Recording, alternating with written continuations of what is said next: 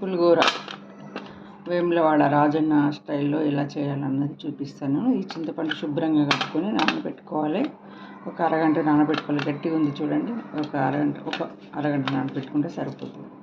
ఈరోజు చింతపండు పులిహోర చెప్పాను కదా. ఫస్ట్ నానబెట్టుకున్న రసం ఇది, చింతపండు రసము, పల్లీలు, పచ్చిమిర్చి, మినపప్పు, బెల్లము, పులుపు తగ్గట్టుగా కొంచెం బెల్లం వేసుకుంటే పులుపు బాగుంటుంది చింతపండు పులిహోర, శనగపప్పు, ఎండుమిర్చి, కలిమాకు. వీటిని మనం ఏ విధంగా ఉడకబెట్టుకున్నది చూపిస్తాను.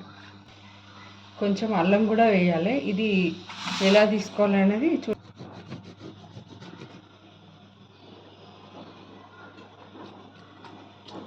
తురుముతో ఇలా వస్తుంది.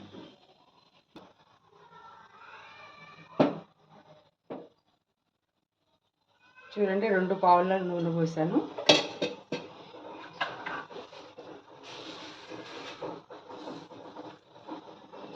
ఆవాలు, జీలకర్ర,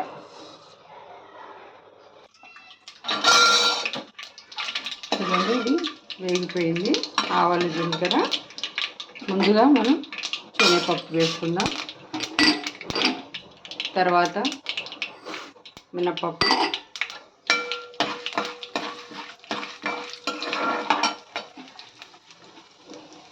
తర్వాత పల్లీలు వేసుకుంటున్నాను.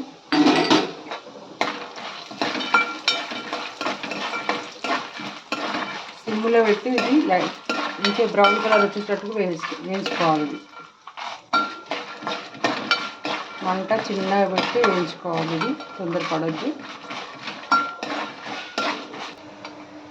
ఎండుమిరపకాయలు వేస్తున్నాను, పచ్చిమిర్చి, చూడండి, కలిమాకు వేస్తున్నాను,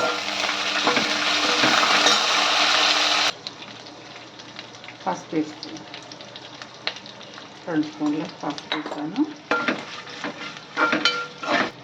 చూడండి, చింతపండు రసం మనం తీసుకున్న పేస్ట్ ఇందులో వేసి ఉడకబెట్టుకోవాలి. కొంచెం వాటర్ పోసి ఉడకబెట్టుకోవాలి.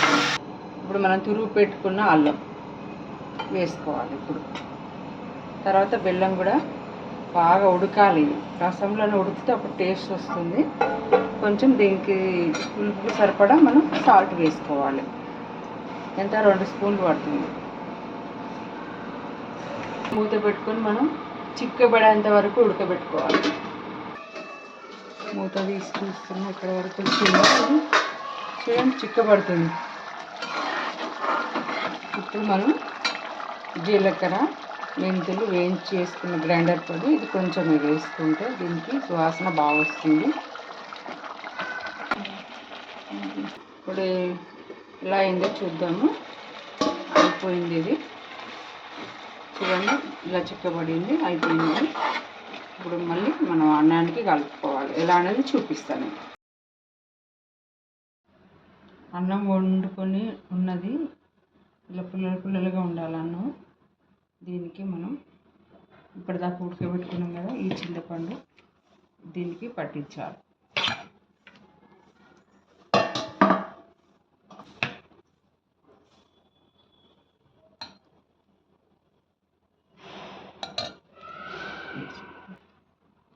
ఇది అన్నానికి ఇలా పట్టించేయాలి. పులిహోర మొత్తము ఈ అన్నానికి పట్టించిన తర్వాత మిగిలి ఉన్నది ఇందులో స్టోర్ చేసుకోవచ్చు. వారం 10 రోజులైనా ఉంటుంది ఫ్రిడ్జ్లో పెట్టుకుంటే.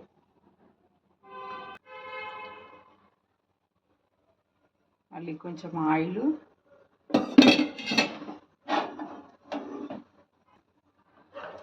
ఆవాలు,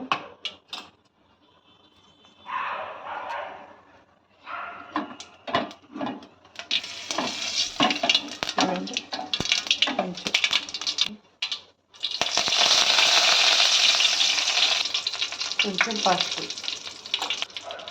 అన్నముగా వేసేసి